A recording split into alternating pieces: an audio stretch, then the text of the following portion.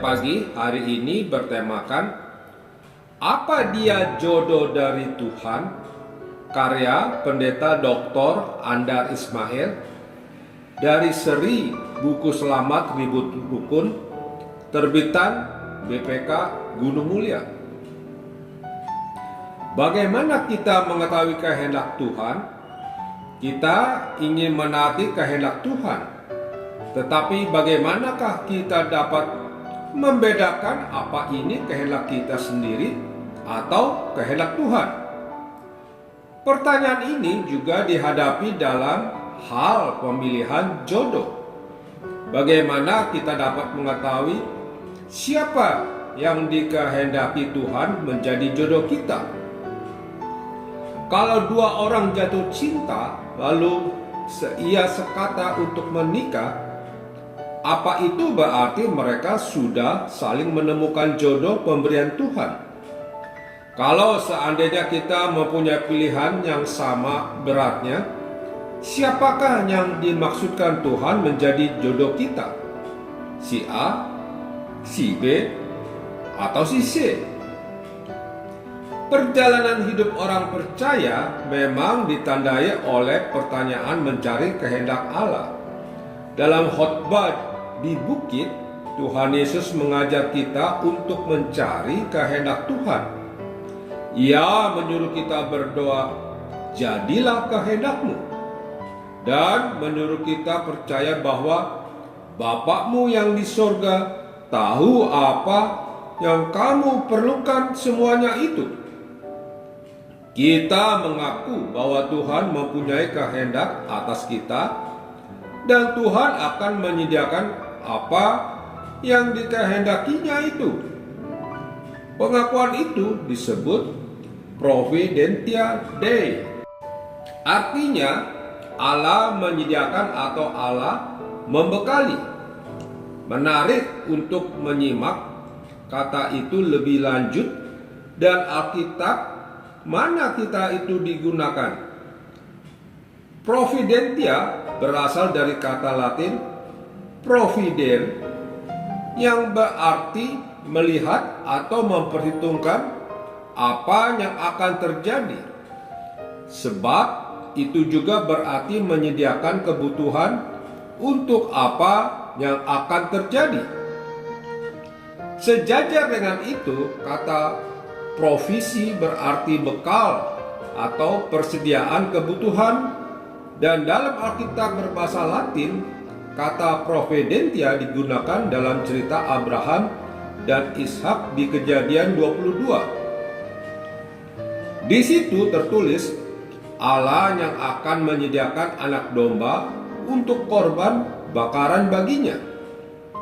Dan Abraham menamai tempat itu Tuhan menyediakan. Sebab itu sampai sekarang dikatakan orang di atas gunung Tuhan akan disediakan. Tetapi pertanyaan kita masih belum terjawab.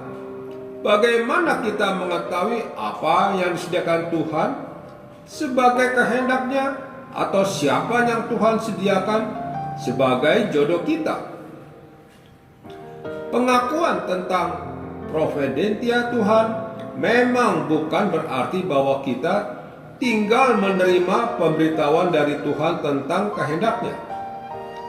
Providentia Tuhan bukan ibarat lalu lintas satu arah, di mana hanya pihak Tuhan saja yang menentukan, melainkan lalu lintas dua arah di mana baik pihak Tuhan maupun pihak manusia berperan dengan proses pengambilan keputusan. Kita diberi kemampuan berpikir dan kesanggupan membuat pertimbangan. Jadi, dalam mencari kehendak Tuhan, kita juga proaktif berpikir dan membuat pertimbangan secara massal. Apakah yang perlu dipertimbangkan oleh dua orang yang sedang mencari tahu apakah mereka merupakan jodoh atau bukan? Banyak sekali. Misalnya, apakah mereka sudah melihat perbedaan asasi tentang gaya dan pandangan hidup atau sifat watak serta kebiasaan yang ada di antara mereka. Lalu apa dampak segala perbedaan itu bagi kehidupan rumah tangga di kemudian hari? Apakah mereka sudah menemukan sifat-sifat buruk yang ada pada diri mereka masing-masing? Lalu, apakah mereka bersedia merasakan akibatnya dalam kehidupan keluarga nanti? Apakah risiko jangka panjang jika aku menikah dengan dia? Dan sebagainya. Dalam pertimbangkan segala faktor secara kritis dan seksama itu, kita memohon Tuhan memimpin pikiran dan pertimbangan kita. Kita memohon Tuhan menunjukkan kehendak-Nya dalam proses kita membuat segala pertimbangan. Kesulitan besar dalam mencari kehendak Tuhan adalah godaan subjektivisme, yaitu menganggap perasaan atau pendapat kita sebagai kehendak Tuhan. Sebab itu, kita tidak dapat tergesa-gesa berkesimpulan bahwa ini adalah kehendak Tuhan. Kita memerlukan waktu untuk mencari kehendak Tuhan, dan itu berarti bertekun dan bersabar dalam doa. Tuhan dapat menunjukkan kehendak-Nya dengan berkembangannya waktu. Misalnya, perasaan kita menjadi semakin mantap dan rintangan demi rintangan dapat kita atasi. Dalam rangka mencari kehendak Tuhan, kita pun dapat meminta pertimbangan dari orang-orang tertentu. Misalnya, orang tua, saudara, kawan, psikolog, pendeta, atau lainnya. Pandangan mereka dapat memperkaya faktor-faktor yang perlu kita pertimbangkan. Untuk masuk itu, kita perlu mau mendengar kontra pendapat, yaitu pendapat yang berlawanan dengan pendapat kita. Walaupun kurang enak didengar, namun justru kontra pendapat seperti itu yang perlu kita pelajari dengan kepala dingin. Tuhan dapat memakai mereka untuk membantu kita mencari kehendak-Nya. Mencari tahu siapa yang Tuhan sediakan sebagai jodoh kita memerlukan banyak upaya dari pihak kita. Tidak bisa kita menyuruh Tuhan menentukan segala sesuatu.